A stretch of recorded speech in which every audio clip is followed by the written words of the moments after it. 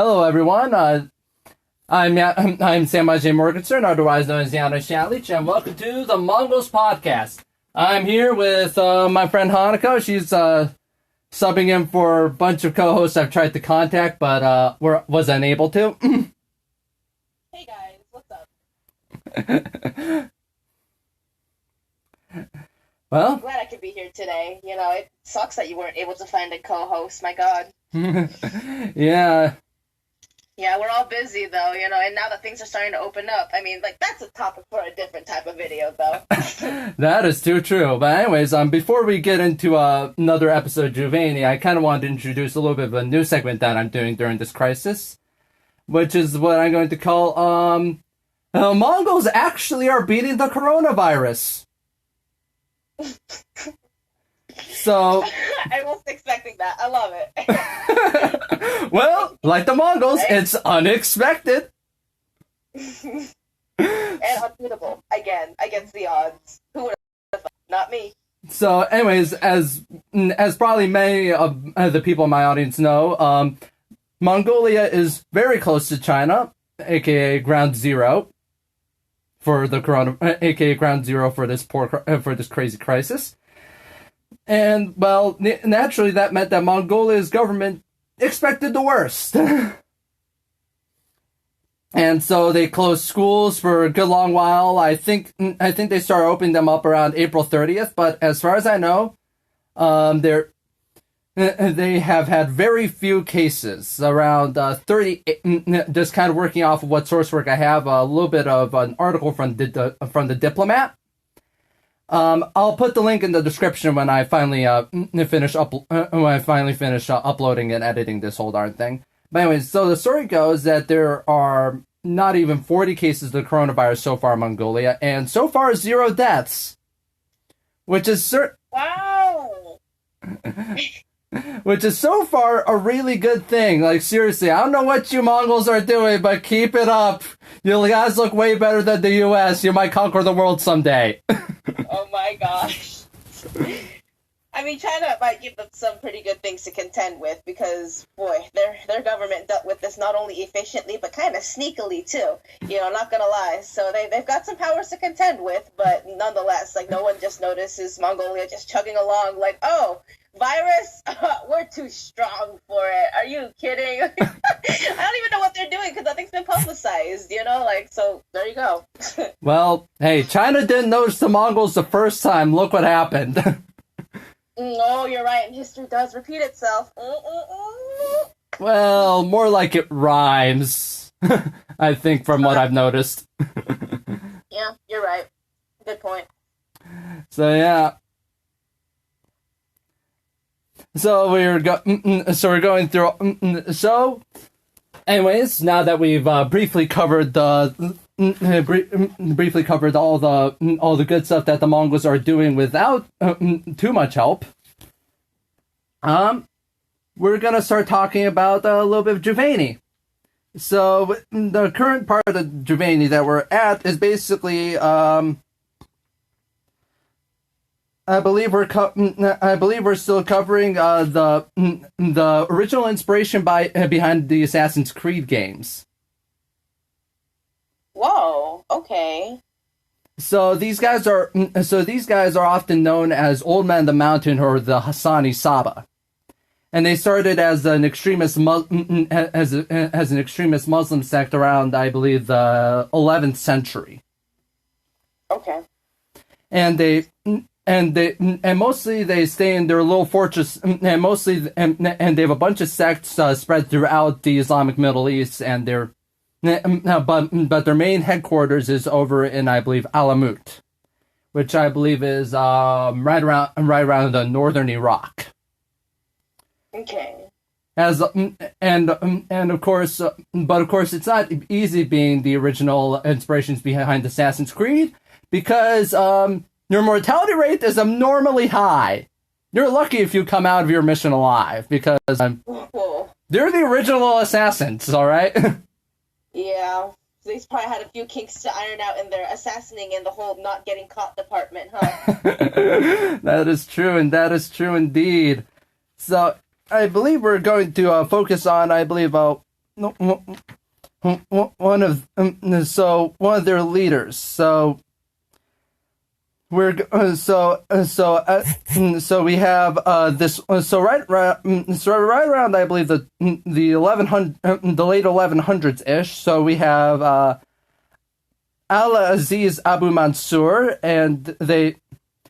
And he has officially come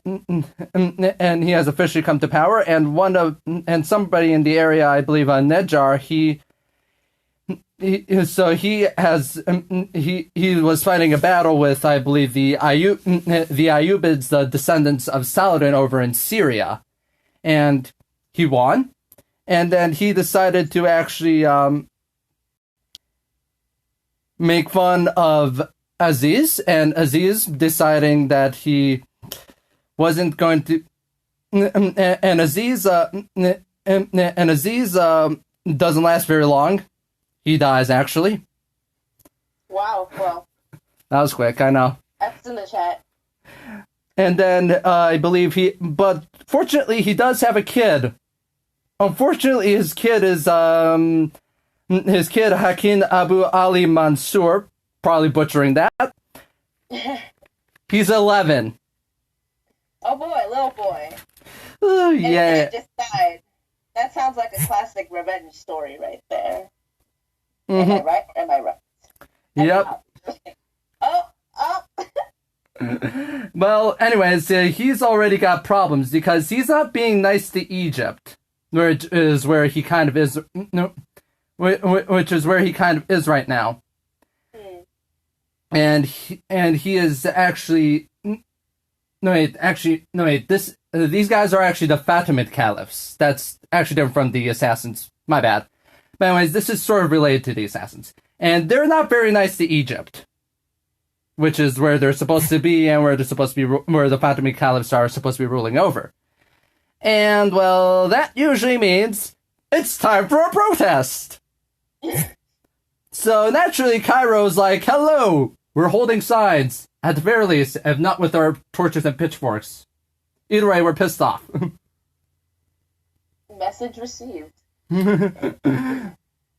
And there is a lot of policies against the non-Muslims. It's not great. And he also gets paranoid about his sister. Possibly trying to assassinate him or something, I don't know. This is a lot of backstabbing, indeed. Yeah, I mean, that makes sense, too, because if you can't get to the assassin, why not get to their weak link, you know? Like, it's pretty diabolical, but effective.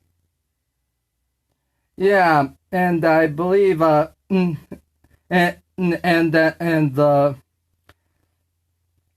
eventually, I believe his sister does actually decide to go through with everything. She actually gets by his slave bodyguards, and she actually manages to kill the guy. Wow! Super, that's badass, I love it. Yeah. And she rules for a brief time. It doesn't exactly say when she died, but another guy comes on. I believe his name is Zahir. Obviously, not to be confused with Legend of Korra. Yeah. Don't know if he has the hair. Oh man. Sorry, Unicorn of War. I totally ripped off of your joke. I eternally apologize for maximum cringe. And anyways, so Zahir briefly rules for however long. It doesn't say. Juvaini doesn't exactly say right when he dies, but then we get to this guy from the caliphate. I believe Al-Qadr, Bila, and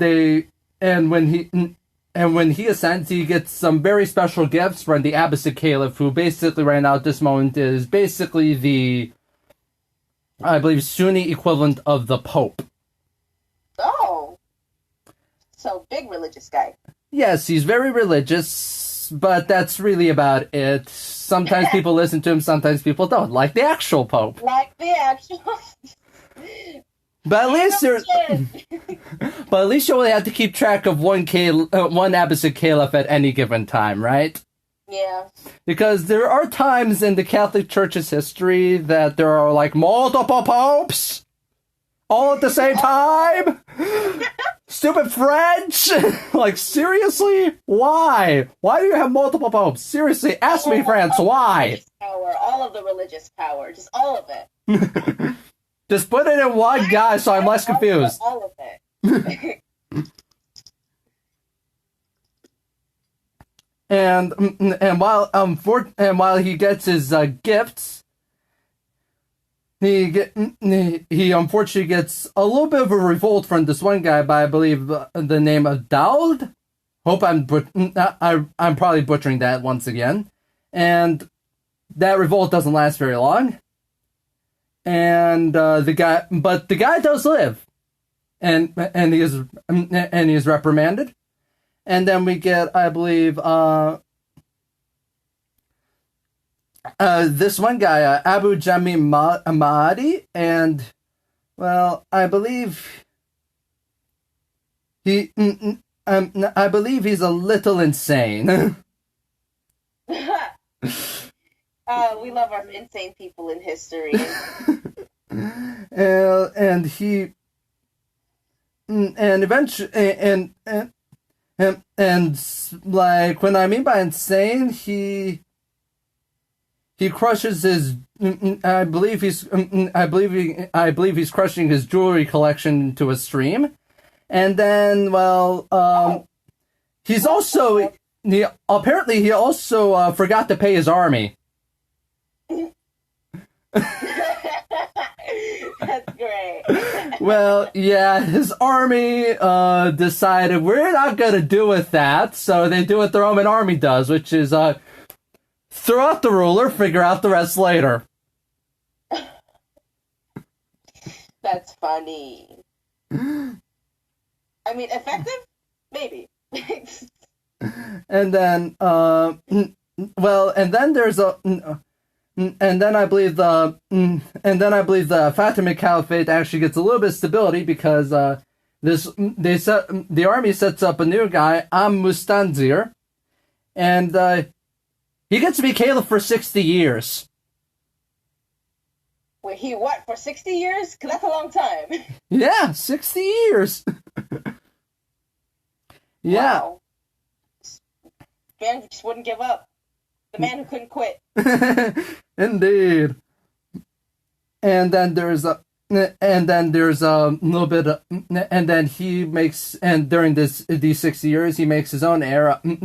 He makes his era Abu Mansur Nizar, but unfortunately he does have a little bit of problems, namely those Hassani Saba I was talking about earlier. No, they're not trying to assassinate him. But they exist. They exist, and they do not agree with you, religiously speaking. They have their own sect with their own weird customs. I don't know the exact gist of it, but point is they're different, and you're different, so you guys should probably fight out your differences. I mean, hey, cultural clashes are probably one of the most ancient reasons to go to war. So there you go, fight. So there's a lot of posters for so there's like signs going up around, I believe, Cairo instead of the other cities in the Fatimid Caliphate.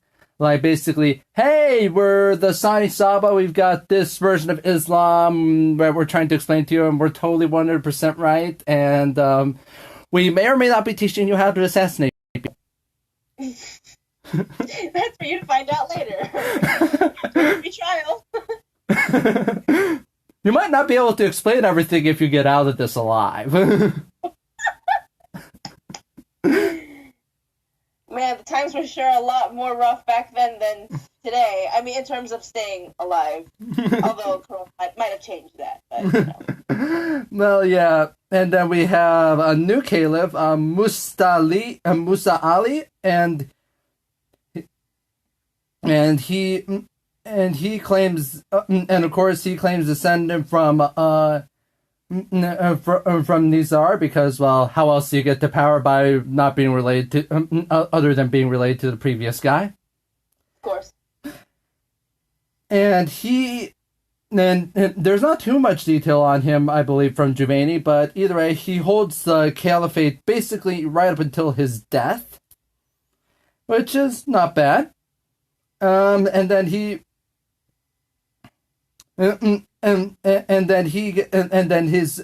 successor is Abu Ali Mansur, and he assassinates a guy, Abal Aminun. I believe that's his vizier. Well, the vizier's son probably didn't like that. Actually, I'll show you. Why not? Actually, he didn't like that so hard, he actually assassinated the caliph. He just disliked that so hard. He disliked strong with this one. The Lannisters send their regards, I guess, right? It all comes full circle. And we get a new guy on the throne, believe Abdul Kazim. Unfortunately, he's 5. Oh. Child rulers, that's really always the best solution for your monarchy. Am I right, kiddos? Seriously, ask King Tut. How did that go? Don't ask me, said King Tut. I have a clubfoot. And I'm married to my stepmom/sister. Don't even ask me how this works. Child rulers, I mean, I just wonder, like, what's going on in their minds? Like, can they even fathom, like, geographically, like, what they're in control of, what resources they have at their disposal, like, the sheer, like, just what they can do? Like, I don't think I'd be able to fathom that if I was a 5-year-old, like, no matter how intelligent. I mean, I don't know. It just seems like a lot. It's crazy. So you absolutely know that, like, your child ruler is a puppet, to, like, whatever ministers and, like, influential viziers, may be around, Yeah. I read a lot about Pu Yi, the last emperor of China, right before the Chinese revolted and got the republic. And as far as I know, that was basically the case. He was a little petulant child. He had no idea what the heck was going on. And then the Japanese made him the puppet ruler of Manchuria a couple in the 30s, and he still had no idea what was going on. I think the only time he had any idea what was going on was after World War II when they threw him out, when he was no longer ruler of Manchuria. And, well... I think I understand what's happening now. I don't have power. That is correct. You do not. The only power you have is the ability to grow your garden with your wonderful family. I mean, hey, that's something. Well, it worked. He died at peace. Aww. Well, that's so nice, because a lot of these guys don't. Indeed.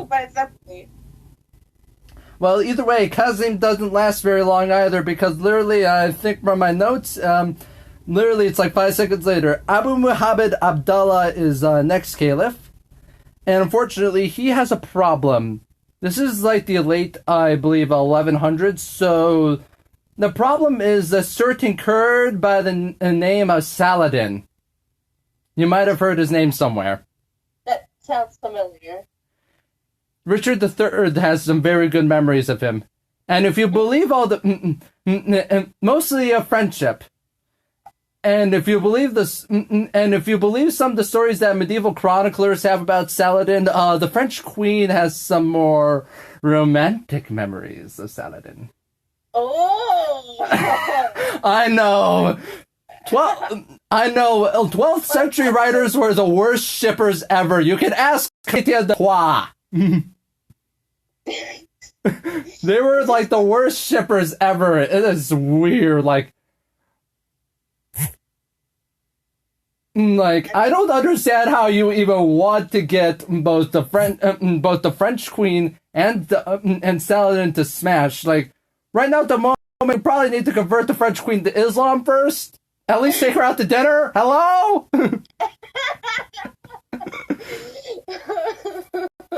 That's great. But oh my god. But anyways, Saladin at this point he's not leading too much. He's just a minor general, I believe, under the leadership of this one guy, Nur ad-Din Zengi. This guy is rather famous in the Islamic world for basically making the Second Crusade a complete, utter disaster. Awesome. But to be fair, that's not a hard act to follow, Zangi. Most crusades fail. Literally all of them. Literally only one successful. Yeah, one was successful, and that was by sheer fluke. And at the fourth one, I don't even know what the heck you were doing down there. Seriously, besieging a Christian city? Twice? I literally forgot that. You guys said Constantinople, but why? Seriously. So much failure. I forgot that there was even a success. Like, bruh. This is true. But anyway, so the Fatimid Caliphate is on some very rough times. The Crusaders are actually besieging Cairo.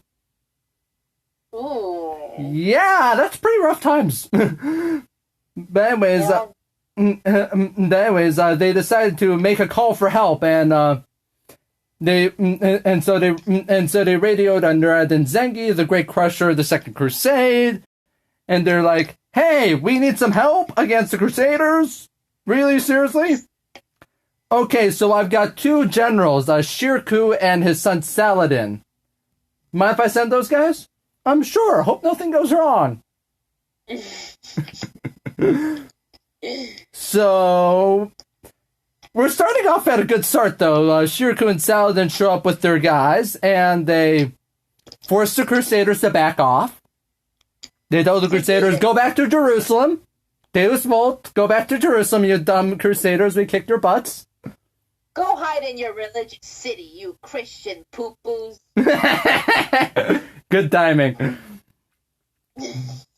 But unfortunately, the Fatimid caliphs are a little broke. Yeah. They forgot to pay Shirkuh, Saladin, and their army. What is it with all these people not getting paid, yo? That's like slave labor. But anyways, so naturally Shirkuh is not happy about that. He wants his paycheck, and so does his kid, and so do all their men. So naturally, they take over. They basically say, "Hey, we have the army, you do not. You didn't pay us, so hope you don't mind, but we're going to take over Egypt right now at the moment." And they actually succeeded. Yeah, he actually succeeded. So, but unfortunately, Shirkuh doesn't last very long, and he dies, and Saladin takes over. And so Egypt, Egypt is basically mostly under his control, and they start striking, but originally they keep the caliph around for a very short time, and they start striking coins in the name of the caliph. But then once the caliph dies, well, Saladin imprisons the caliph's kids, and it's basically, "Hey, I'm just ruling Egypt, get used to it, alright?" Wow. He's like, I'm not gonna deal with this child ruler BS. I'm gonna imprison them, and it's gonna be me, and you're not even gonna question it. Wow. What a power move. Well, I guess that's how he got to seducing that French queen, am I right? Oh, my gosh. What a fancy life this man had. The Adventures of Saladin. Yeah, he had a very fancy life indeed. And anyways, so Saladin imprisons the caliph's kids, and then right after Saladin takes over, Juvaini in his book actually goes back to covering Alamut, aka the Assassin's Fortress, where the assassins come out, and from which the assassins come out and do their thing. Assassin, yes, assassinate. That's the word. And Juvaini actually briefly covers briefly covers the account briefly covers the assassins' library, which is actually pretty vast. And originally when the Mongols finally took Alamut and wrecked the assassins for good, Juvaini was actually there at the siege, and he played a little bit of a part in let's save this library and not burn it to the ground. Yeah, a huge library like that'd be a tragedy if it, died. I'd be like upset myself. Julius! I know Cleopatra's hot, but it's not worth it to burn the Library of Alexandria for your hot 18-year-old girlfriend. Dude, she's like half your age. I know she smuggled herself naked to you in a carpet, but like, dude. That's pretty hot though, like, shoot. Seriously, for all the stuff that Cleopatra gets in the history books, like, it's really underappreciated the kind of guts she had. Yeah. I don't think I even fully appreciated it. Like, that, a woman ahead of her time. Her brother imprisoned her. As far as I know from the story goes, she seduced both of her famous Roman general boyfriends. Oh yeah, and she had to go through the fact that she also had to be married to two of her brothers. Oh. Yeah, that's gross. Welcome to Egypt, where it's all about keeping the bloodline pure and genetics don't matter. That's kind of a lot of places of ancient royalty, but yeah, no, they love their incest, keep the bloodline pure, which is such a weird concept, because technically you're genetically better off if your bloodline is diverse. I digress. This is true. And this library actually has some accounts of what the assassins were doing at this time, whether they were preaching their faith or stabbing people in the back. The usual. And most of this was, I believe, written by this one assassin by the name of Hassan ibn Ali. And he tried to write down a lot of ancestry, all sorts of stuff, and he's very steadfast in his faith, but he's kind of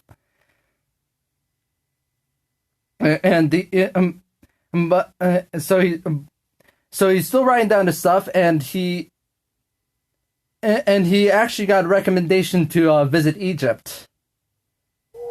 Considering all the problems that we just had in Egypt, I'd probably avoid it. Apparently,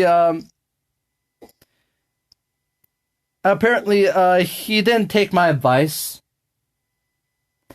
So, anyways, So he goes to Egypt, and he gets some praise from this one guy, Mustanzir. And people like him there, and apparently despite the fact that you're Shia and he's of a different sect, I believe the Ismaili sect or whatever the Sani Saba worship. And he stays there. He gets some followers. He gets some good press.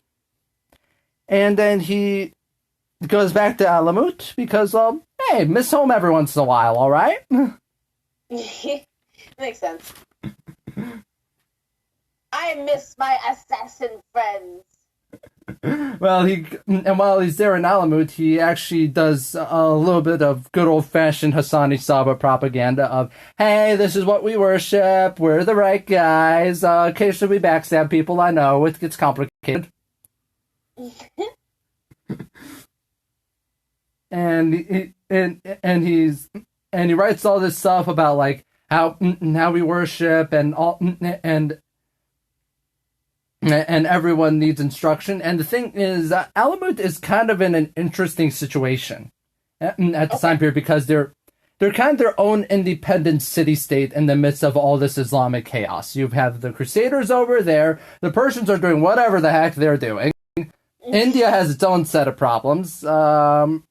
The Abbasids are basically symbolic at this point, and the Seljuk Turks are completely off the deep end in terms of sanity. Oh boy. So naturally, Alamut decides to pick the smart position in this whole crazy Islamic conflict, which is go Switzerland, please. Stay neutral, backstab anyway. What, you're assassins? That's kind of your job. Get used to it. Yeah. But it doesn't exactly work. So I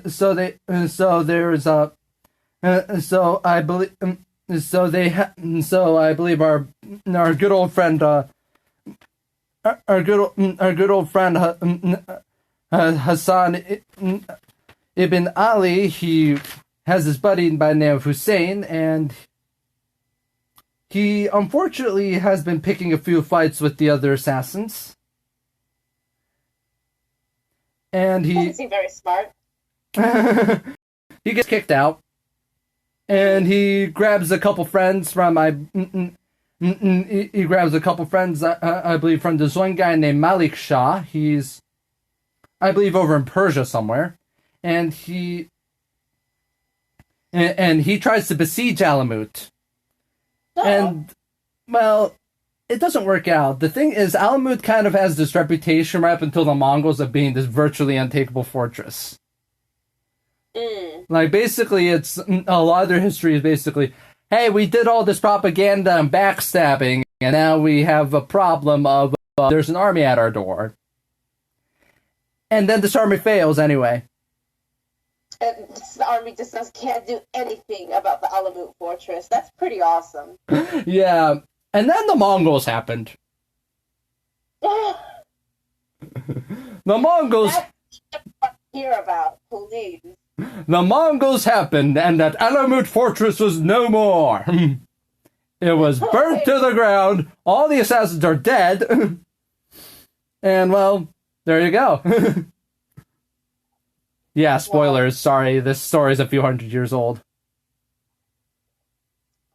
Yeah, well, I mean, I like it. I totally watch a movie about it. Well, it seems they've already made a few games based on it. Yeah, of course. That's so cool. Yay, history. So Malik Shah is...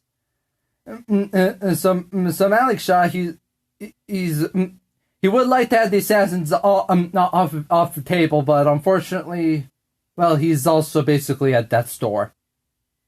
No. He's old. He's been through a lot. Lots of conflicts with the assassins. Yeah. And well, so he just either way, the siege of Alamut's over, and and he keeps on trying again and again. He makes plans to besiege Alamut, get the assassins killed, but, well, needless to say, he's dead. Yeah, wow. And so he has his successor, Nizam Almuk. He also tries to kill the assassins. We all know where this is going. Oh, boy.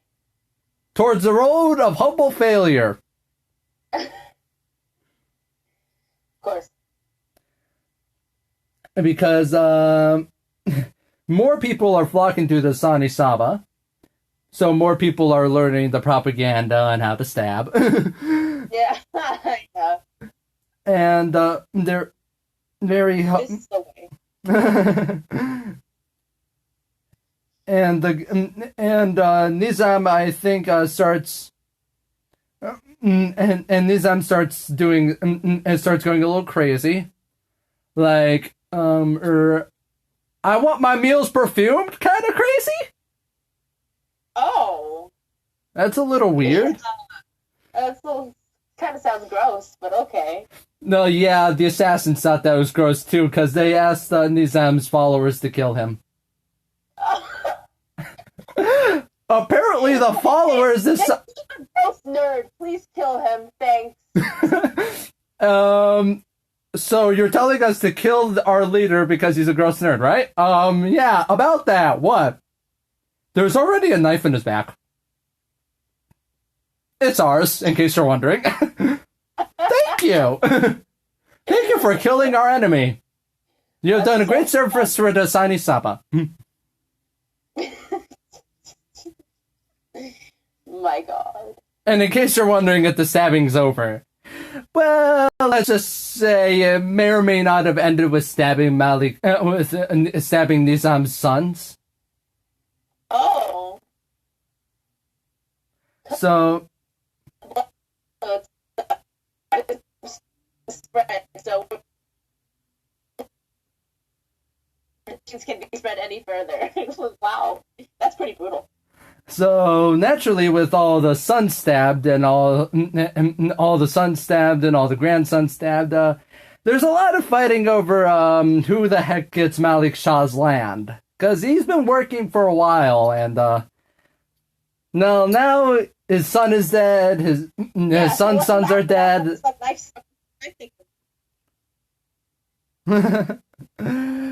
So now the Sani Saba continue flourishing. They keep on spreading their propaganda and getting the assassinations rolling.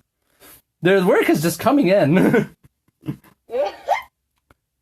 No shortage of work.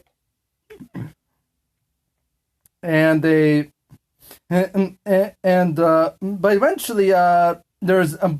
eventually Malik Shah, well, he did have one other kid by the name of Sultan Muhammad. And he decides to pull the same old strategy that his pops did and that his brother did, which is just attack Alamut and be done with it. How do you not understand this? You are not the Mongols! Let me guess, failure again. Okay, you're not wrong. Basically, the assassins, so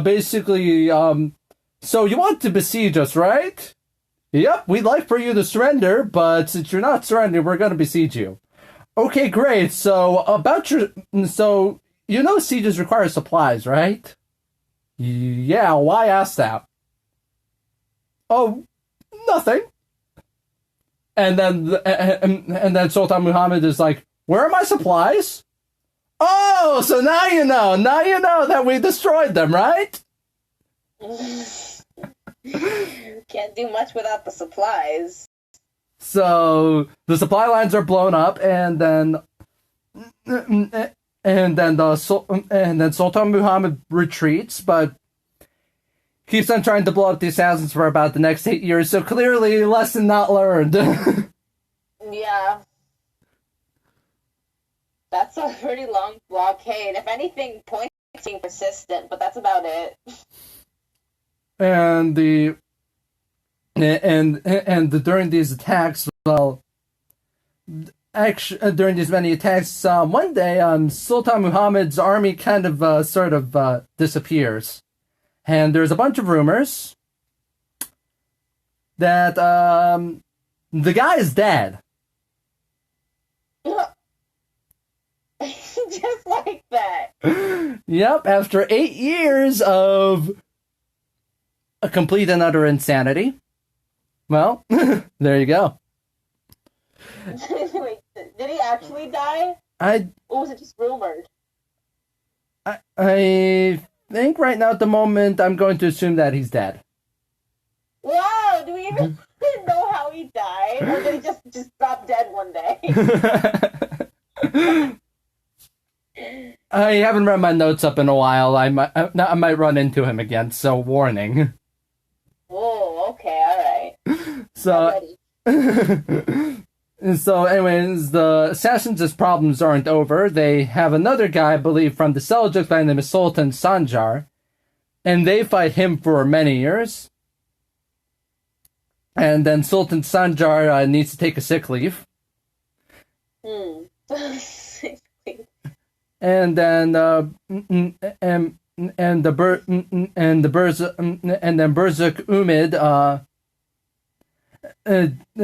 Burzuk Umid takes over. Unfortunately, I believe our wonderful chronicler friend from the Almut Library, Hassan ibn Ali, he dies, but he dies doing what he loves. reading books. Hey, that's a pretty happy life, so I'm not going to excuse it. I'm not going to complain. That's what it is. Me neither. You know, like I die reading books, like filling my brain with knowledge. So, anyway, there was a little bit of, I believe, there's a little bit of a quarrel over the succession. Over, I believe, there's a little bit of a succession crisis between the assassins right now at the moment. Their leader died. It's not great. And the Seljuks think this is a perfect time to attack. Okay, I get your reasoning. There's a little bit of a succession crisis, but have you still checked if you are Mongolian? Really, seriously, check that box. You might want to. They're not. I know the Mongols haven't come up yet. It's still like very early Saladin. This is still like early late Saladin stuff. I know Genghis is still kicking somewhere in the middle of Mongolia against his friends, but seriously, you might want to check that box. It might help. Some people can't. If you ain't a Mongol, you're not a Mongol. Well, that's just it. You're done. Finish. Zip. Yeah, so anyways, Masood, he's trying to attack the assassins' power base to some extent, and the assassins... Well, he kind of goes for something different. He actually attacks Baghdad. Oh. And the reason being, well, Baghdad is home of the Caliph. If you control the Caliph, you might be able to sway the assassins because he used to be essentially the Pope. Yeah. Well,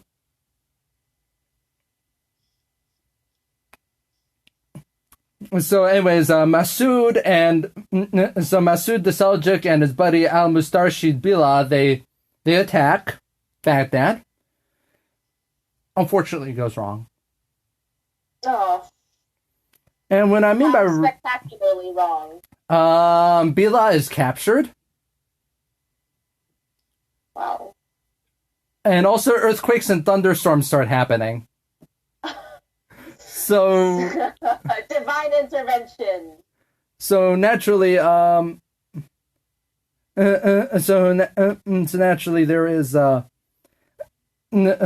naturally the negotiations come in because both sides are just like, okay, if divine intervention is happening, we might want to stop by him for about at least the next 5 seconds.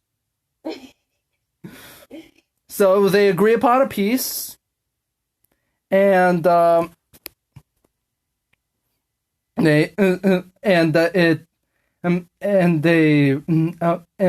this time period, and right around the time that they agree on peace, the assassins' leader at this time, Berserk Umid, he dies.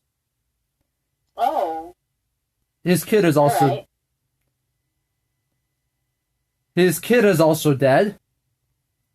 Oh no! The heirs. Yeah, literally like 3 days later. So you got 3 days to be leader of the assassins. That's always great, right? Ooh.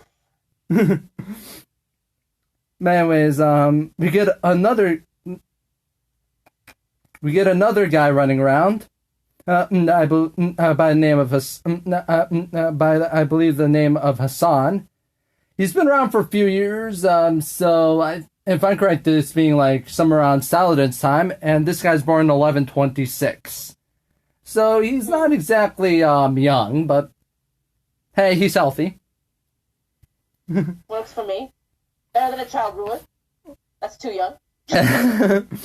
So anyways, he was taught to be an assassin, like his dad before him, and many other things. People with knives. Yep. And he's pretty good at it, and he's kind of popular. But the thing is, when you're when you're part of the Sani Sawa, apparently you're supposed to be a little bit humble. So his dad's like, no. Also, I believe You drink alcohol. That's not good. You're Muslim. Do it seriously, dude. I'm telling you, drinking creates problems. Yes, I agree. So, but apparently, many continue to follow him, and he also starts preaching, because apparently the at least former alcoholic is a great idea for leading your assassins. Yes, that's great. Because well, I mean, like, if it works, right? He's still alive. Oh my god. So he continues, but unfortunately, he's kind of getting some boos, because apparently people aren't believing him. So whatever he's speaking, I guess, isn't working. But another guy running critical or something. Yeah, but apparently, Mustanzir there's this other guy, Mustanzir, who's still encouraging people to follow Hassan despite his apparently poor public speaking skills. Can relate. Oh boy. And I believe our buddy, one of our buddies, Nizar, he is running around a little bit. He's running around there, and he does some looking into Hassan's ancestry. Apparently, Hassan was born out of adultery. Oh, lovely. So his dad wasn't exactly the perfect peachy poo either. Maybe you should lay off your son's drinking a bit. And what about your adultery, Dad? Leave me alone. You're not perfect either. Well, the grandson tries to talk, but apparently nobody believes him. And then there's another conspiracy coming around this time around about Hassan's ancestry. Wow, talk about some juicy deets. Jeez, I wonder what 12th century Twitter was like.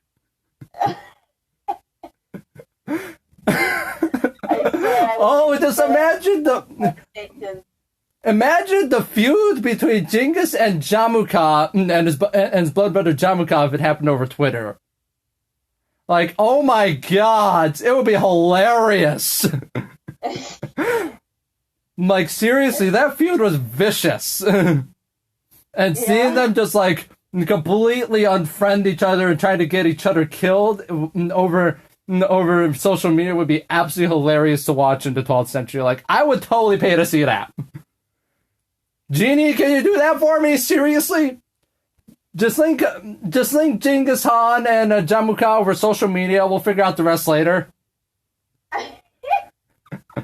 I think step one is teaching them and to understand the concept of social media, because my lord, is that a concept?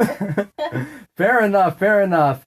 So, anyways, the conspiracy goes that this Hassan, who used to drink, was apparently a baby swap. So basically, like, his mother had the actual kid, the good kid, and the good kid was swapped out for the bad kid. Juvaini takes one look at that theory and he's like, I call it a lie. It's a conspiracy theory. And I'm a historian, so I'm not going to believe it. I'm just going to say that this conspiracy theory exists. Alright. Was he right, or was that just his own narrative? Hard to say.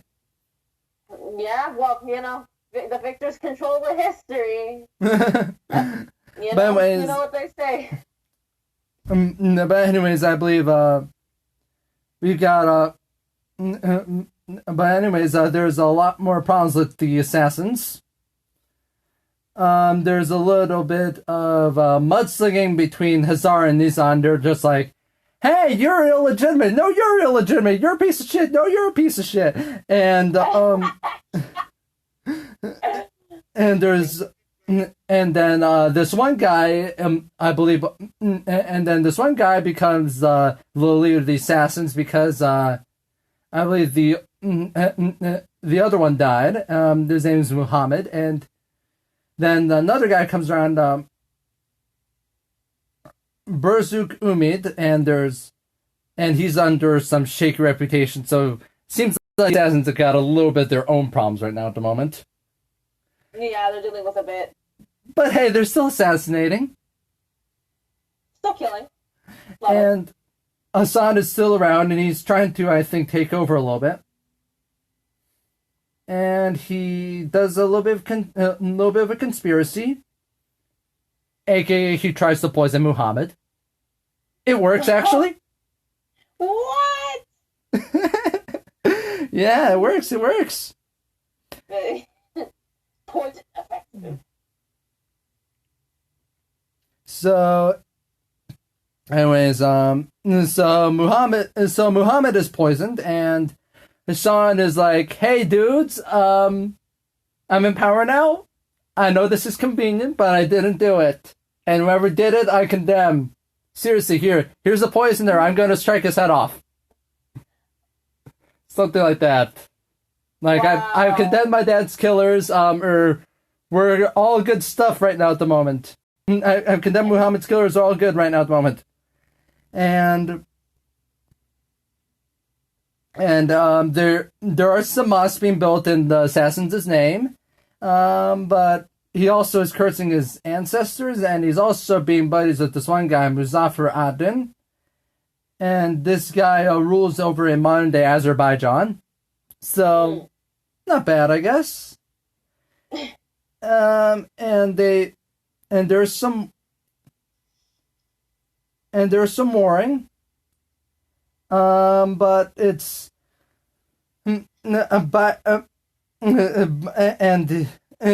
specifically against this one guy named Mengli, and then I believe our buddy Hassan stays over in this one place, Bailagan, and then they eventually managed to defeat Mengli. Unfortunately, they've run into a problem. It's the 1200s, and Chinggis has already mopped up China, and well, it looks like the Mongols are going to start becoming a problem. The moment we've all been waiting for. The people that can actually check that box are like, Mongol? Check. All the checks. Yeah, and after defeating Mengli, the assassins go back to Alamut, and they're still doing okay. They're still doing some assassinating. Hassan is living it up. When I mean by, I believe, living it up, he marries 4 girls. Oh, wow. Lots of women. Yeah. Yeah, so he marries 4 times, and there's some more stuff, but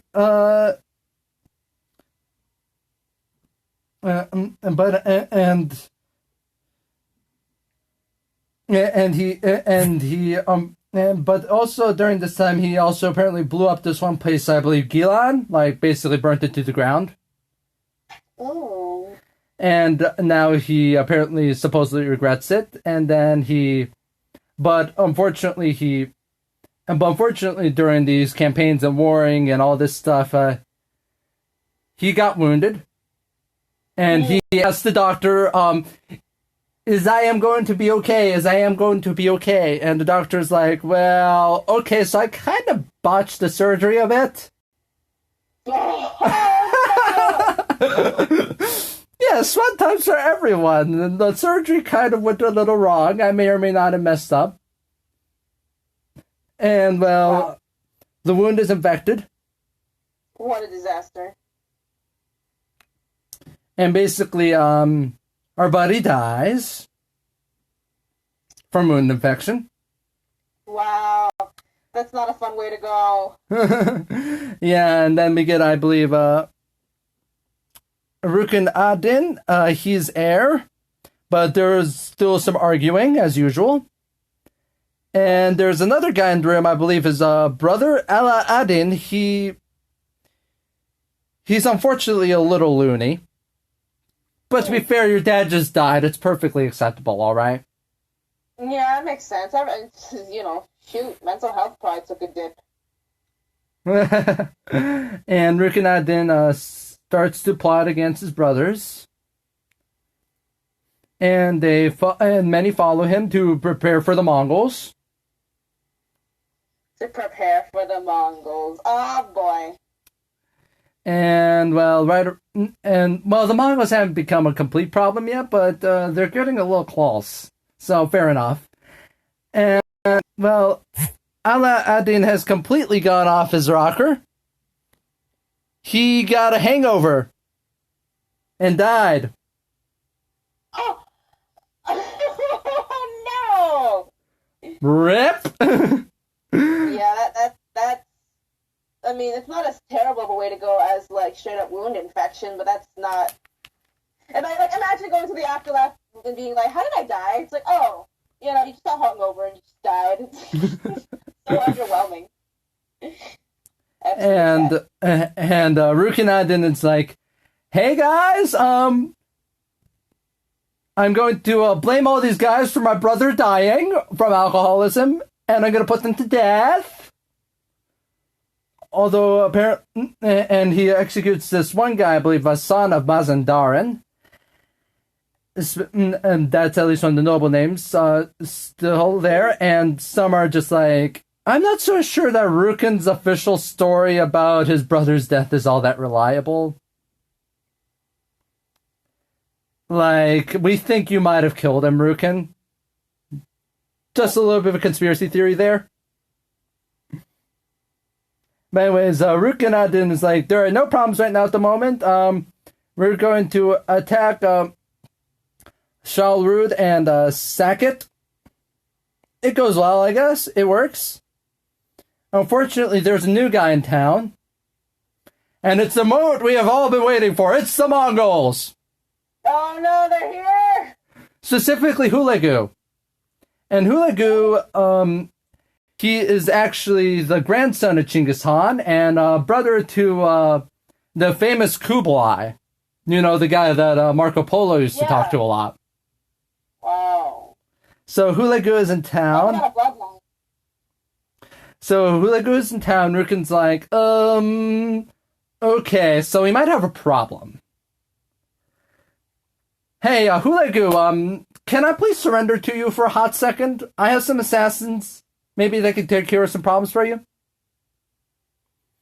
And they manage to submit. Hulagu accepts the surrender, but Hulagu's like, well, okay, I understand your surrender. I understand I'm frightening, but you officially do need to surrender to my brother Monka and send hostages. And the assassins, and some of the assassins do accept that, but some of the assassins are like, Rukin, what are you doing? Don't say yes to the Mongols. Yeah, that's gonna be a problem.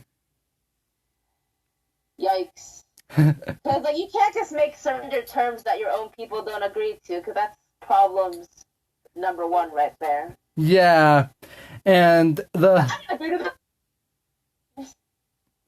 yeah, and there's a lot of and there's a lot of fighting. The Mongols go a little wild with their arrows, kill a few assassins, and the fortress of Alamut is destroyed. Wow. And the remaining assassins are like, okay, we surrender. A little late, but hey, props for trying. Yeah. All right, work. Okay, and we are back. So as of the last few minutes of our podcast, we've been covering how the assassins are fighting the Mongols. Or rather, how they're getting their butts handed to them. Attempting to fight. They're trying so hard. Participation trophies. Yes, so many participation trophies. You tried fighting the Mongols. Don't worry, Russia tried to. If you really want to fight the Mongols, you do it like Indonesia.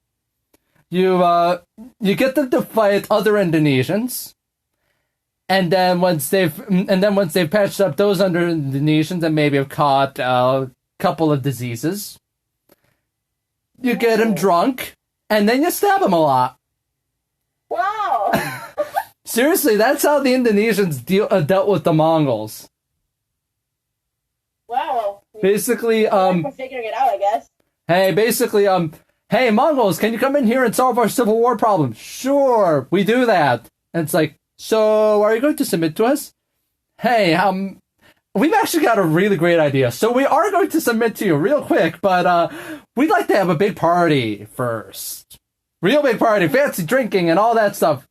Oh, yes, we are drinkers and heirs. We love our alcohol. Seriously, do you know how, seriously, I've been reading a lot on the Mongols ever since I started this podcast, and it's basically a cliche at this point. Every Mongol heir dies of alcoholism at some point. Almost every single one. It gets annoying after a while. That's really funny. I guess they have to, drown, my eyes have seen too much. I must drink my sorrows away. I guess that's the one con of them being some of history's greatest fighters. They just all succumb to alcoholism. That's wild. I didn't even know that. Yeah. We had Ogadai's drinking problems. We had Ogadai. That's the second eldest son of that's the third eldest son of Genghis Khan. The youngest son, Tolui, actually died from a hangover.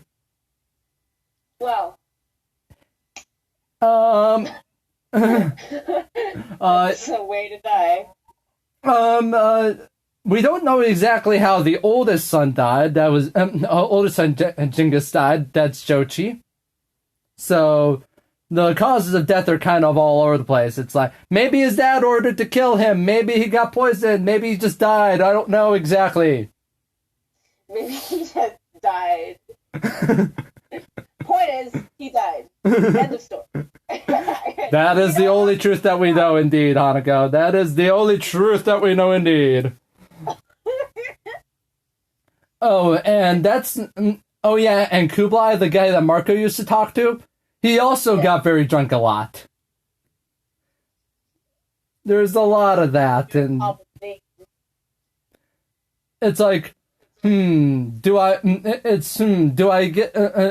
sleep with this girl that I kidnapped from a village, or do I just collapse into booze? Wow. But anyways, back to the Mongols. So the Mongols have officially blown up Alamut to smithereens. Of course, they left the library intact because Juvaini is with them, and he's like, please don't burn the library. I'd really like to have it so I can, write things and research things and be awesome. No. Fair enough. All right, I respect that. And, well, it works. Some of the assassins who surrendered are pardoned.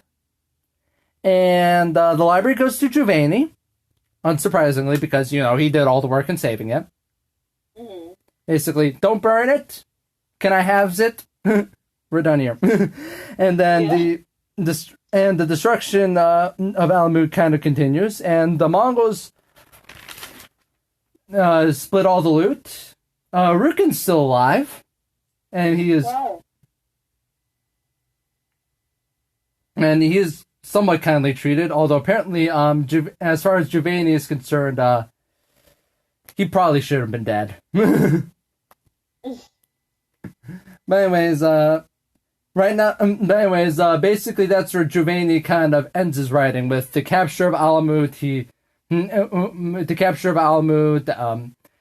Baghdad's captured. The Mongols are basically in control of a huge chunk of the Middle East. It all looks great. Oh.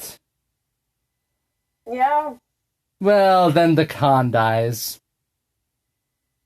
Oh, Yeah. Well, I mean, like Hulagu is still very much alive, but his brother Monka is very much dead. Oh, okay. I see. And well, and so Monka dies, and then like Hulagu actually is like, nuts! I have to go back and sort out the succession because we still elect our Hans. Yes, they come from the same family, but we still have to elect them and show up with our feet. Like show up at the Kurultai, figure out who's Han next, and while they're figuring that out, Hulagu has been sending an army to has been trying to get an army into conquering Egypt. And by this point, Saladin is actually dead. Oh. His descendants aren't doing so hot either.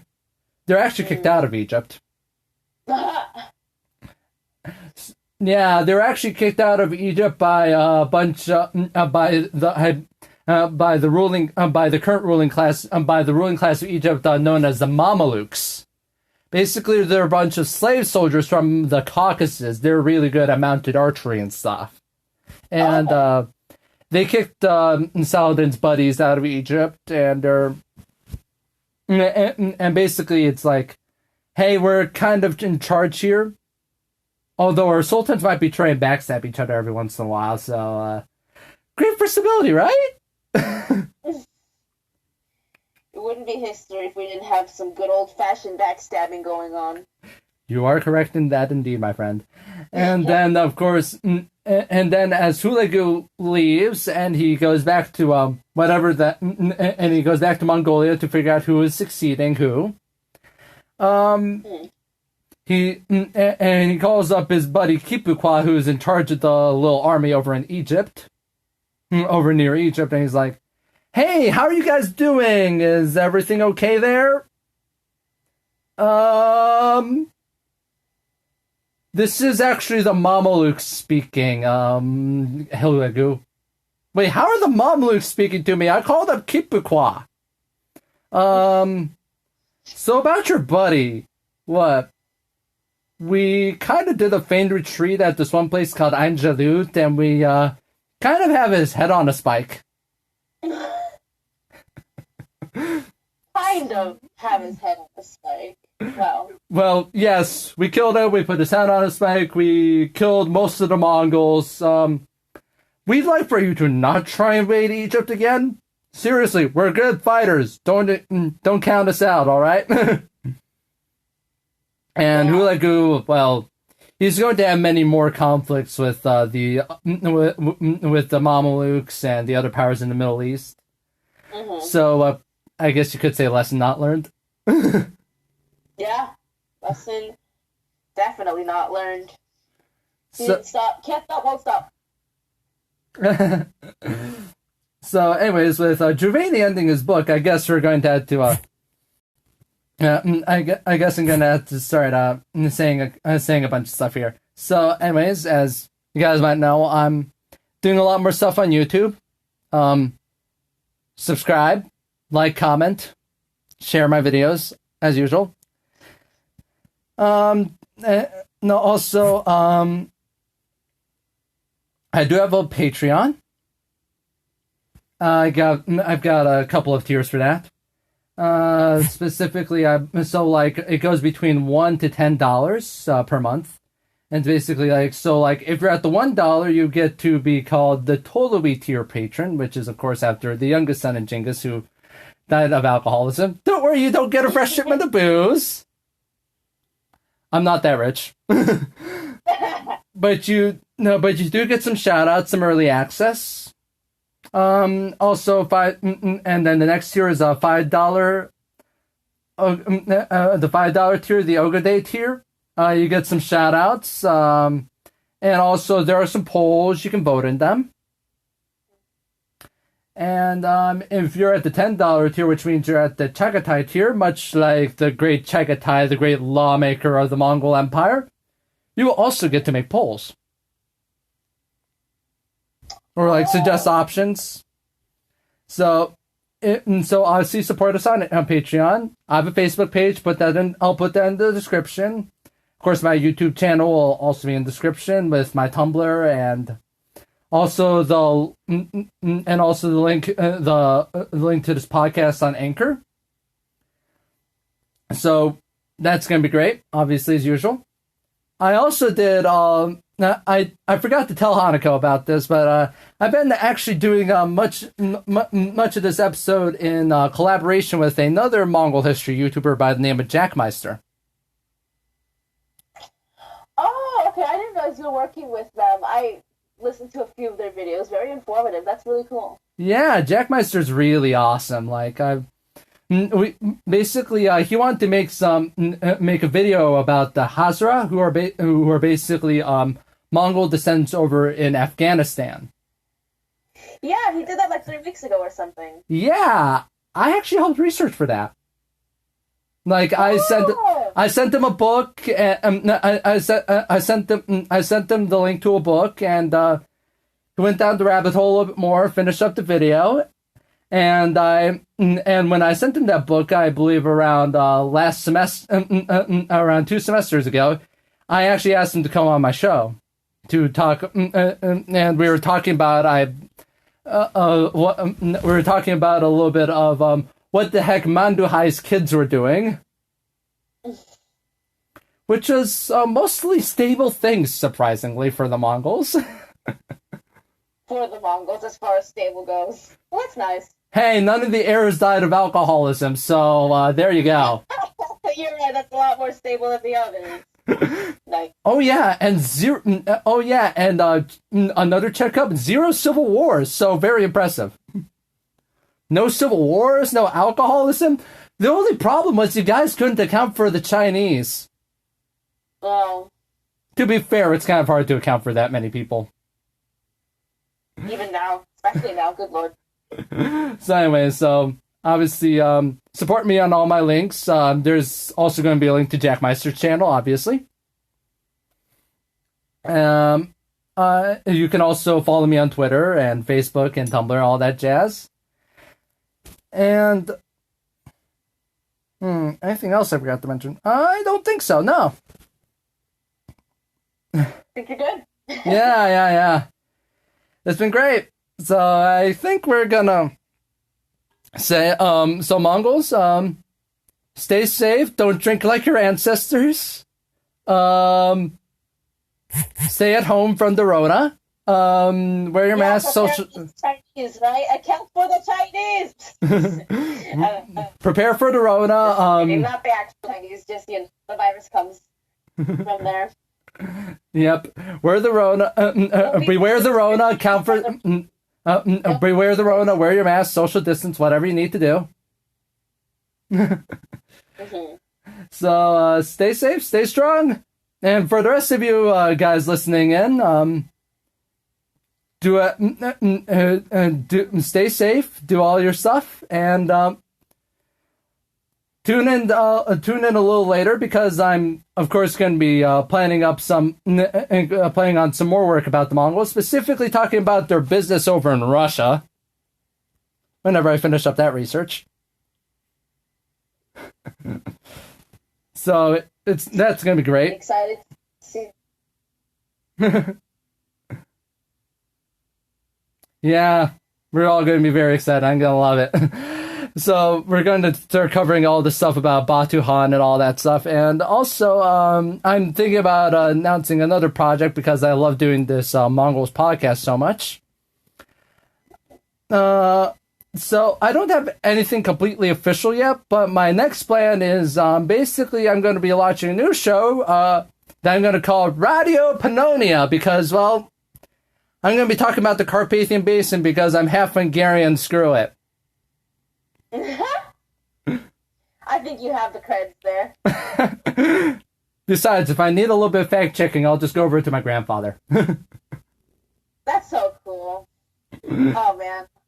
Older family members that act as, like, history beacons and lore masters. Just, my heart. I love listening to them. That's magic stuff right there. So, anyways, so of course, support me wherever you can. And stay safe. Of course, stay safe.